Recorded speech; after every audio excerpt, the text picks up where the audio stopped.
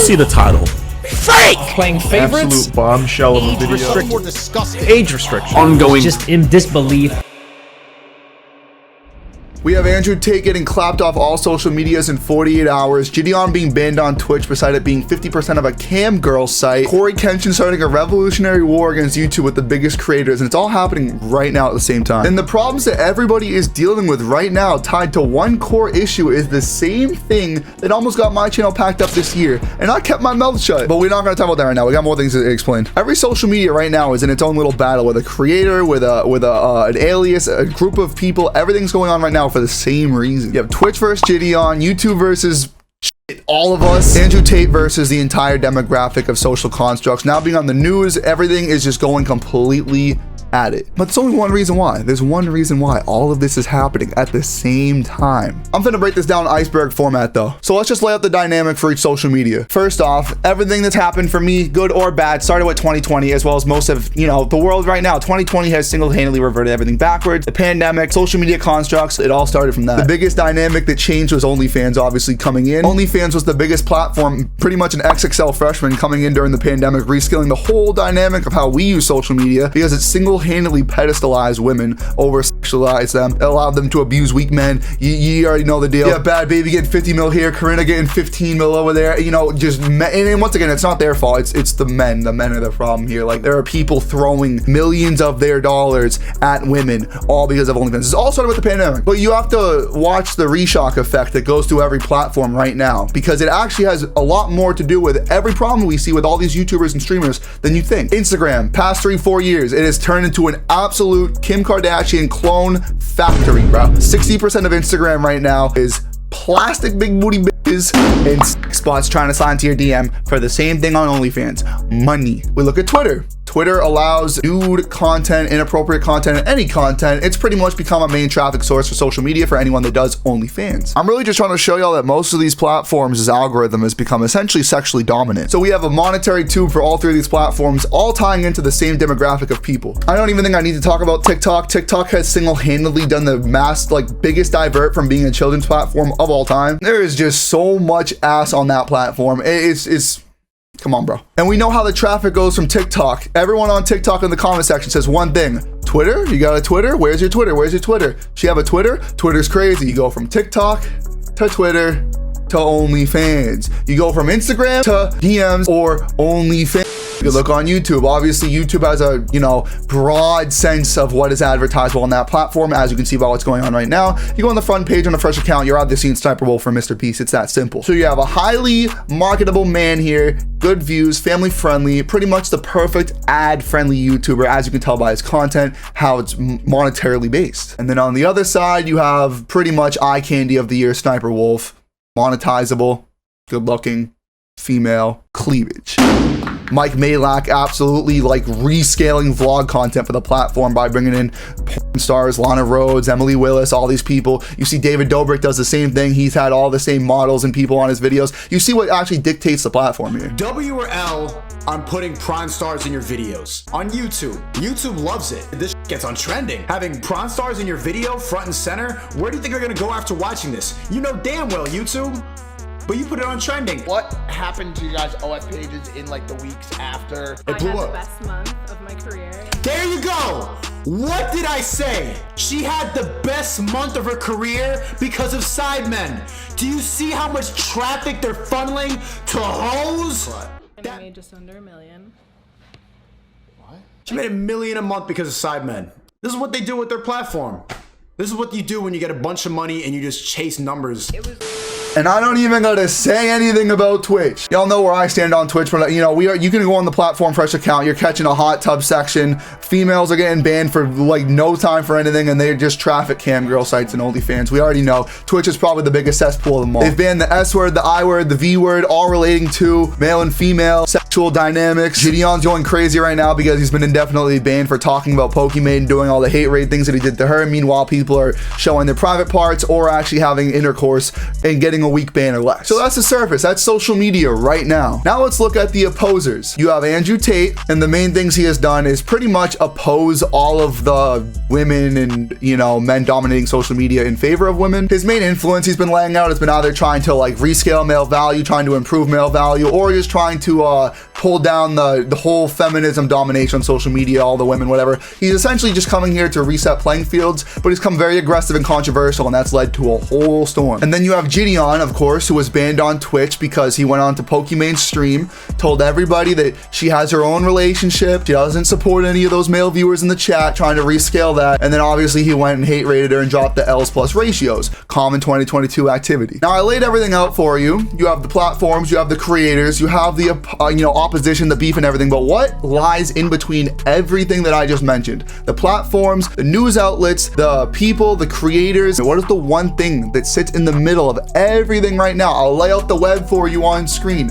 We have the entire web of controversy on the internet right now. What is the prize in the middle? What is all of this about? What is this for? I've been sitting here watching all this go down for so long, me partially being affected by it in many ways, YouTube's problems and everything, but I never realized that the one thing that interlinks every single dynamic and just controversy happening on social media, everything coming all together, is all about monetizing the vulnerable man. The way people have leveled the scale and the playing field for dominating social media platforms, it's all been in favor of taking advantage of the weak man. They are without a doubt the highest paying customers amongst any social media and all social medias at the same time. You wouldn't have all this Instagram model stuff running around crazy. TikTok wouldn't be the way it is. Algorithm wouldn't be dominated by, you know, just like lustful content or whatever. Twitter wouldn't be just threading traffic over to other platforms. Twitch would not have a hot tub section and would not have taken words away to protect people from feeling discouraged from blowing money on women if it wasn't all linked for the same reason. I think it's worthy of noting, you know, all these platforms are kind of on the same page here. I mean, if Andrew Tate got clipped from 5 platforms in 48 hours, you can't just chalk that up to coincidence. If Andrew Tate can hop onto Fox News and say whatever he wants, then it goes to show that there truly is probably a humane reason why all these platforms wanted to bop him in 48-hour span, same time and everything, coordinated. And trust me, I'm not sitting here trying to just ride more Andrew Tate. I've already made my content. I said I don't have no sides in this, but it's worthy of noting all the factors going on. I'm simply just trying to make everybody aware of what's happening at the moment. Nonetheless, if all platforms were to ban Andrew Tate at the same time, the point I'm trying to make here is they all had mutual reason for that. It's very clear that if they all banned him at the same time within the same weekend, the odds are it wasn't for different reasons. It's not like 5 platforms are going to have different reasons for banning the same person at the same time. It was mutual. His reputation was brought down for one thing, and that's cool. I'm not here to judge on it, but I'm simply pointing out what's happening. And then you have Jidion. I thought a lot of things about the Jidion situation. I talked about it on Twitter a lot. I talked about it on my stream, and he did do the hate raid. It's against TOS. It's pretty clear, but the severity of his ban is completely in balance to all the other women right now. I'm sure you guys see it on Twitter. Once again, it's taken me months to put all the dots together, but it all just hit me recently. I mean, once again, you have all the things going on with the people getting banned for a week, less for all the inappropriate things they do. Women are allowed to, be naked, be whatever, do whatever they want on Twitch. You're back in a week, you're back doing whatever, but Jidion's been gone for almost a year.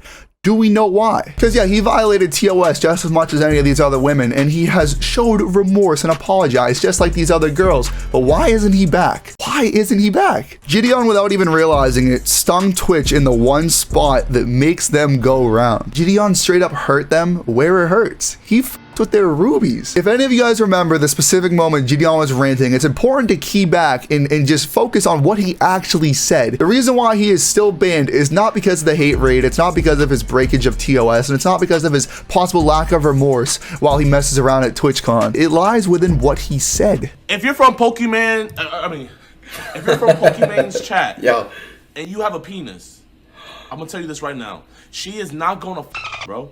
I don't care how much you donated. I don't care how many hours you watch her, she's not gonna bro. She has a man's. Bro, you probably don't want to hear this. You probably don't want to hear this. You probably don't want to hear this. But I'm sorry. She's getting on every night by another. She is getting. He basically threatened Twitch's highest paying customers right there. He essentially tried to discourage the male viewers from sitting in Pokemon's chat, and laying out money. I mean, it's obviously a stretch that anyone watching Pokimane would think that they're, you know, they're only worthy of just paying her sub money or whatever, just so that they could possibly receive affection from her in the future. I think it's stupid. I think also Pokimane is very underrated. I think she has a ton of viewers, and for people to say she only gets viewers, like Sneako saying she only gets viewers because of like guys wanting to get with her, it's stupid. She's one of the biggest streamers in the platform. Put some respect on her name. But it's clear what Jidion said is the one thing that no platform would ever want to hear. When you realize the one key motive that overlaps every single platform is these men that pour money into these platforms, the weak men, whatever you want to refer to them as. When you realize this one factor, this one key for every platform overlaps, you understand why what Jidion did is essentially the worst thing he could have done to Twitch. If someone with a similar view count to Pokimane, let's say maybe your Rage, let's say they're both live with 15,000 viewers, which stream do you think is pulling in more money? Pokimane and your Rage can have the same viewers, similar amounts of subs, but overall, you know Pokimane is getting endless amounts of more donation because that's the demographic that she's currently benefiting off. She has plenty of female viewers and male viewers that watch her just because she's a great creator. But we all know there is a stat padding for these female streamers because most of them have tons of sorry men in their chat. At the end of the day, it's like there's nothing you can do about it. They're just there. And if you didn't know, YouTube and Twitch, when you donate to them or you donate to streamers on that platform or you sub to streamers, whatever you do,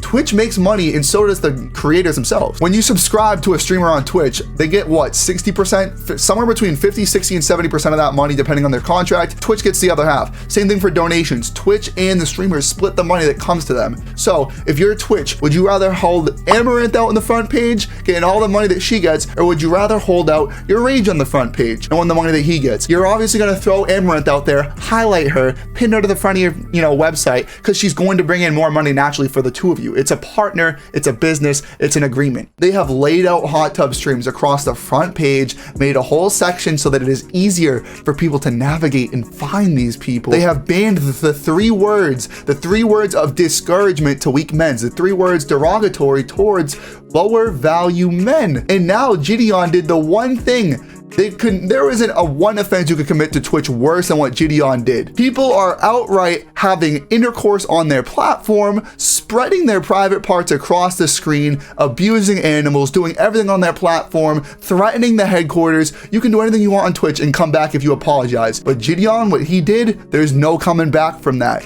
He f***ed with their bag. Yo, I'm not trying to be a snitch or nothing, but this is actually ridiculous. This is just straight up porn on Twitch. And the reason I'm complaining is because I don't have an account, right? So look at this. I don't have an account, but I just look up Twitch, go on there, boom. She's literally on the home page, and I don't have an account. So that means any kid that goes on Twitch, she's gonna be the first person they see. Twitch, you're literally promoting porn to kids. You need to stop this, bro. This is ridiculous. I need you guys to send this to every news site. This is actually sickening. And she even said it. Is this even allowed? Yeah, it is allowed because you've been doing this for 2 years?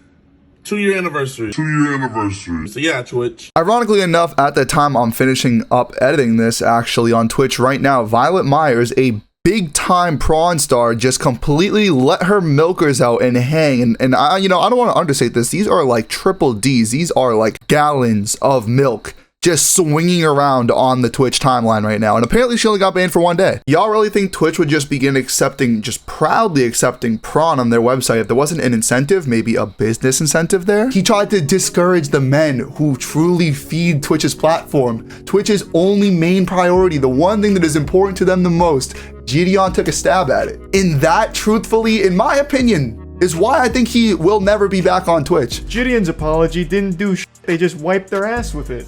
Like, it's not making sense. Jidion's offense was much less severe than fucking on camera, getting your fucking back blown out, and also making terrorist threats about shooting up the goddamn company.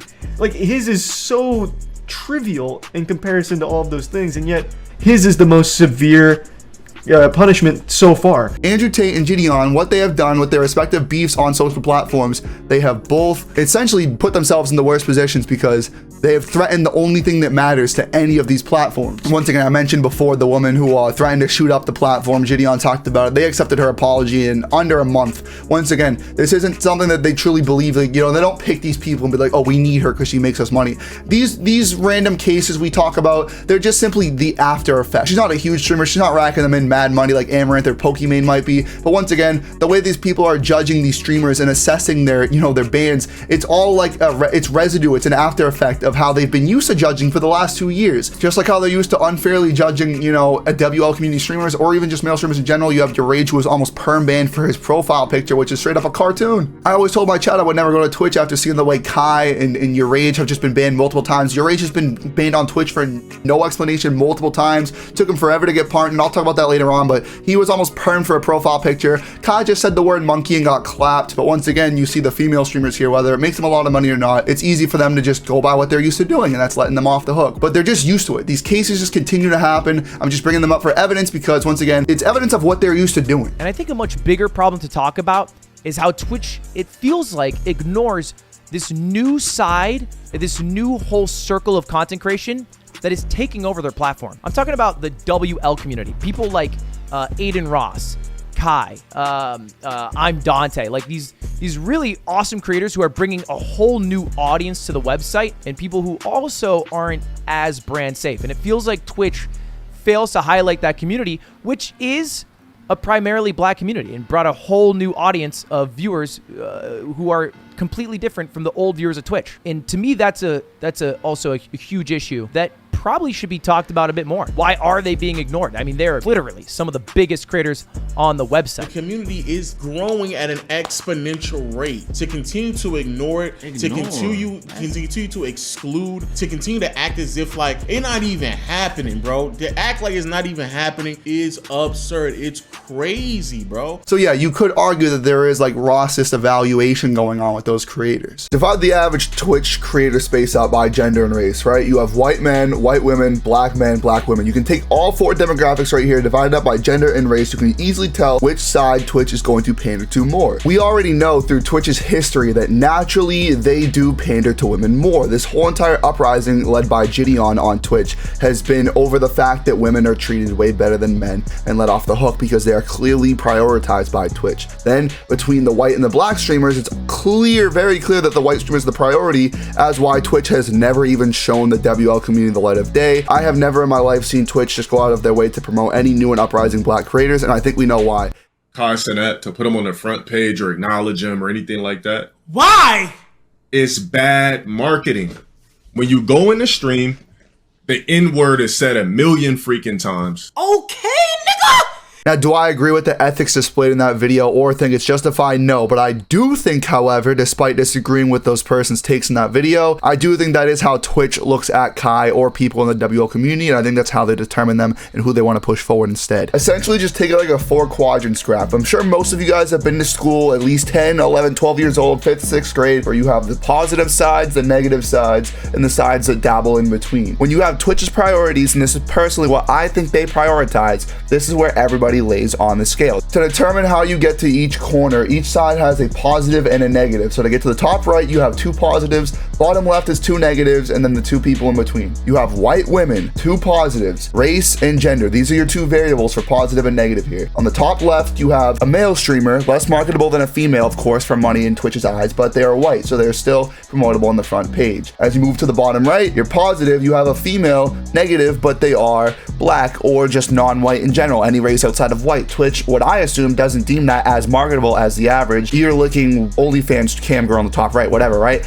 And then you move to the bottom left quadrant, you have to go negative and to the left, negative and down. That is 2 negative factors. You have Kai, a male streamer who is also not white. And what I think is they don't deem people like Kai and people in the WL community as advertisable and marketable, just like LowTierGod and many other people can see, as these other streamers across the quadrants.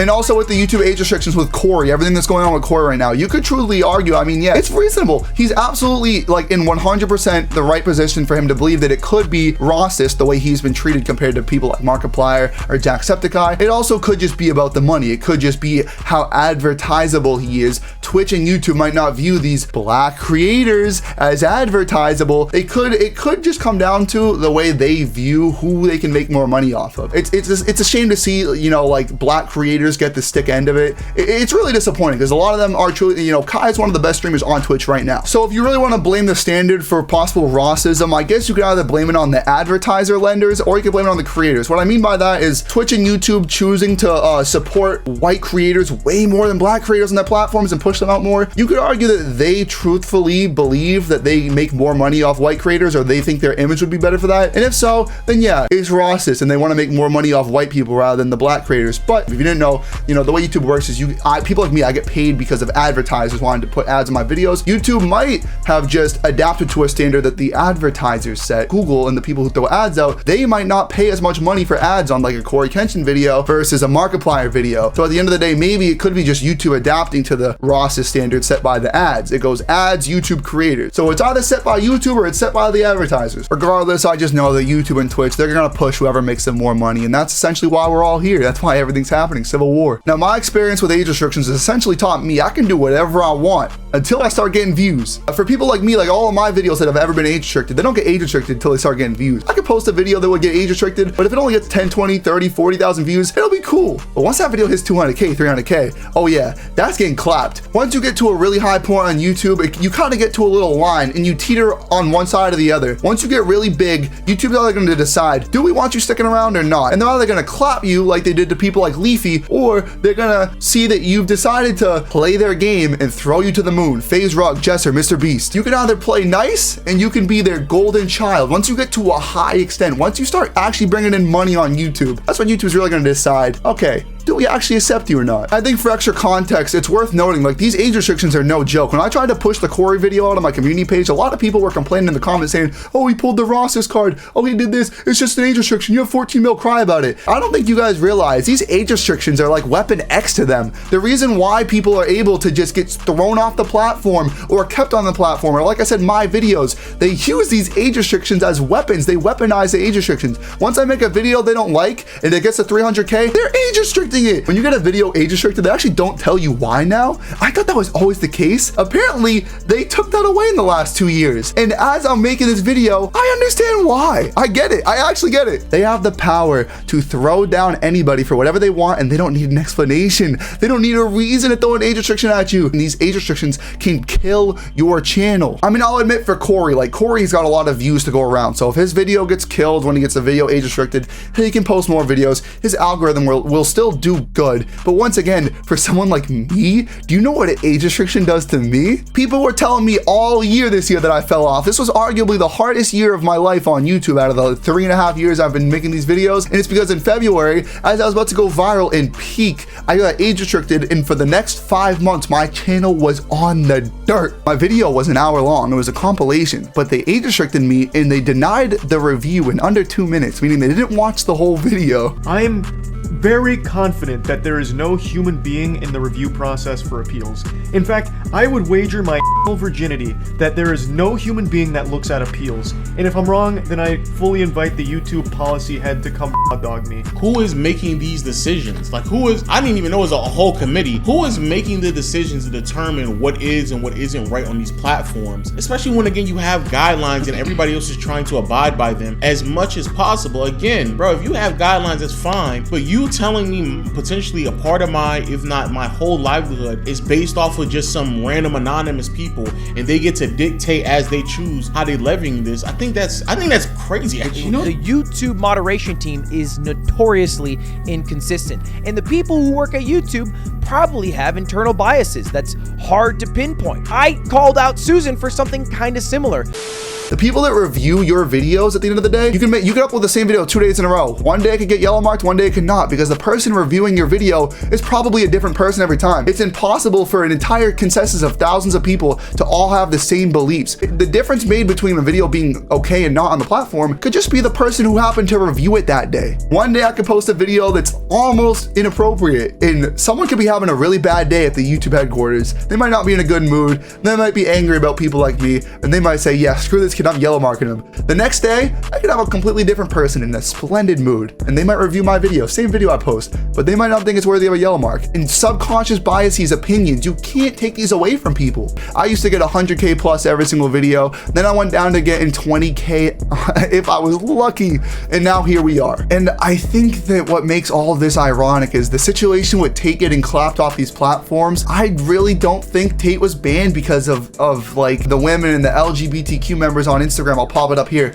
I don't think he was taken down by you guys. I really don't. And I'm not saying this to discredit you guys. I hate to break it to you. I think these platforms would have taken any reason to get these dudes off the platform. You were just their easy excuse. I mean, it's pretty clear the allegations on him, there is no base for them. Whether you like Andrew Tate or not, there is literally more evidence that he hasn't done the things people have accused him of than he has. It's pretty obvious, but once again, the more a guy like Andrew Tate sits on these platforms, the more he's pulling men over to, you know, believe what he believes in, join the cult, spread around his word. He is encouraging people to spend less and less money on these females, either directly or indirectly, based on the beliefs that he's trying to press on them. The women and LGBTQ members, I believe it was the guy who made the post, they're all saying the same thing. To the women and the LGBTQ community members, they believe that he was having a negative impression on young men because they were leading these young men to be misogynist or mean to females or anti-feminist, whatever, right? Which is a completely fair and understandable perspective. But I don't think Instagram and these platforms packed Andrew Tate up for those reasons. I think they had their own reasons for doing it. Why do you think Andrew Tate, I say this from an outside perspective, to all the women and LGBTQ members or even men against Andrew Tate, why do you think he's the only person that has ever been deplatformed over gender role beliefs? I mean, this guy is no stranger to some horrible takes about women. A 19-year-old might have had one guy from high school, just broke up, she's fresh,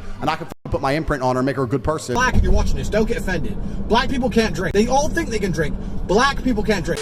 Whether you like him or not, he has a lot of damaging takes that do everything these people on the Instagram posts say could horribly influence men, but at the same time, there's plenty more of him to go around. He's not the first and he's not the last. Look at Fresh and Fit, look at Kevin Samuels, probably the biggest in the game right now, doing the same thing, and they'll be fine. The Lopez brothers are still on TikTok, so is Sienna May. It's absolutely disgusting. These social media platforms, I hate to break it to you guys, fellow women and LGBTQ members, these social media platforms do not care about like the safeties of children, impressionable minds of women, or else a TikTok algorithm wouldn't be as inappropriate as it is, and people like Cardi B, James Charles, and all these messed up people would not still be on social media. Andrew Tate is the only person to get clapped, but the Lopez brothers, Sienna May, various offenders, and just like people who have done very worse things and admitted to it, Cardi B, are still on the platform. Why do you think that is? Why do you think they choose certain people over the other? Please tell me why you think they choose certain people over the other. What is the one thing I talked about at the beginning of this video? What ties everything together? What is the goal? What is the prize?